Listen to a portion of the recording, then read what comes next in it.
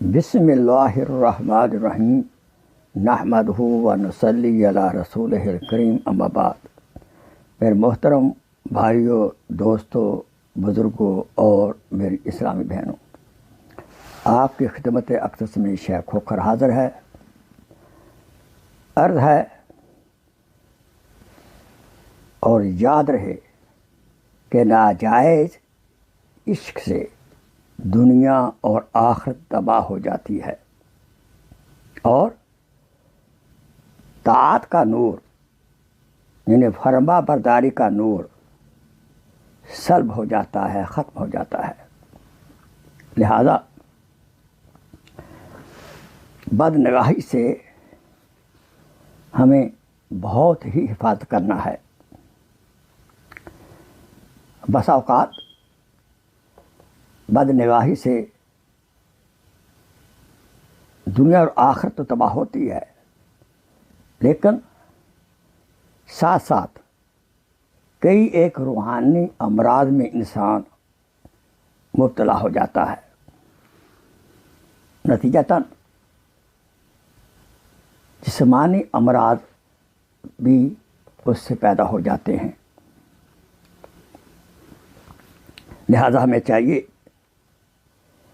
اپنی نگاہ کی حد و وسع حفاظت کریں، خاص کر ایسا ماحول جہاں مستورات کا گزر ہو۔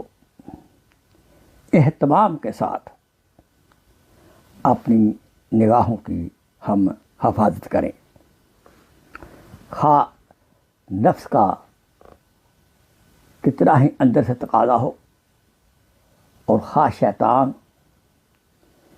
کتنا ہی وساوس ڈال رہا ہو۔ دین کا دیکھ ہے خطر، اٹھنے نہ پائے ہاں نظر، کوئے بتاں میں اگر جائے تو سر کو جھکائے جا۔ کیا مطلب؟ کہ جہاں امکان ہو بد نظری کا، اپنے سر کو جھکا کر چلنا چاہیے۔ اگر خدا نخواستہ نگاہ اٹھ جائے، کہیں پڑ جائے جو ناجائز جگہ ہے، تو فوراً نگاہ نیچی کر لینی چاہیے اور ہمت سے کام لینا چاہیے۔ یہ سوچنا کہ نگاہ کی حفاظت نہ کرنے سے ایسا نہ ہو کہ میرا فرما برداری اطاعت کا نور سلب ہو جائے۔ بد نگاہی پر کم از کم سزا کے طور پر 4 رکعت نفل ادا کرے، اور حسب توفیق کو صدقہ خیرات بھی کرے، اور کثرت سے استغفار کا اہتمام کرے۔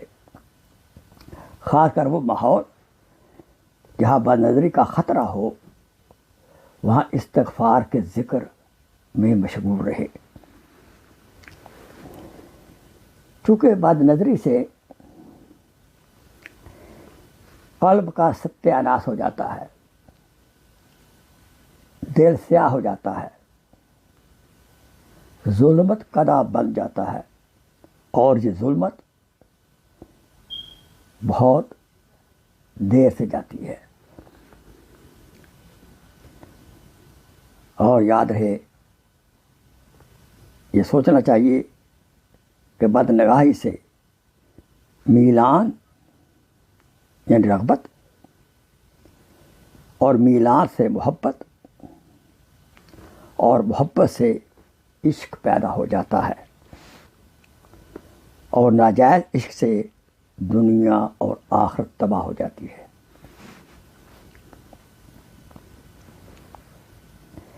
اس لیے جہاں بد نظری کا موقع ہو، وہاں ہمت سے ہمیں چاہیے کہ اپنی نگاہوں کی حفاظت کریں اور ذکر و فکر میں رہیں۔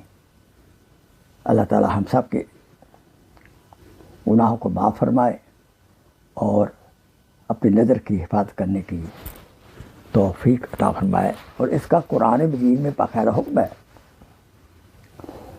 اللہ تعالیٰ سے دعا ہے کہ اللہ تعالیٰ ہمارا خاتمہ بالایمان فرمائے۔ وآخر دعوانا ان الحمدللہ رب العالمین۔ جزاک اللہ خیر۔ Please share this video as a sadaqah jariyah. Jazakallah khair.